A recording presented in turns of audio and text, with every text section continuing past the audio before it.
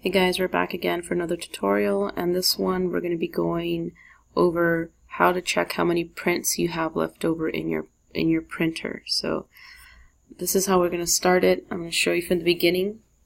The way to start off, on the top right hand side you can see here it says global settings.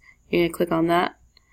Then you're going to go to printer options on the left hand side over here, and then you're going to double click on your printer. So whatever printer it is that you have, double click on it and it'll show you all these settings.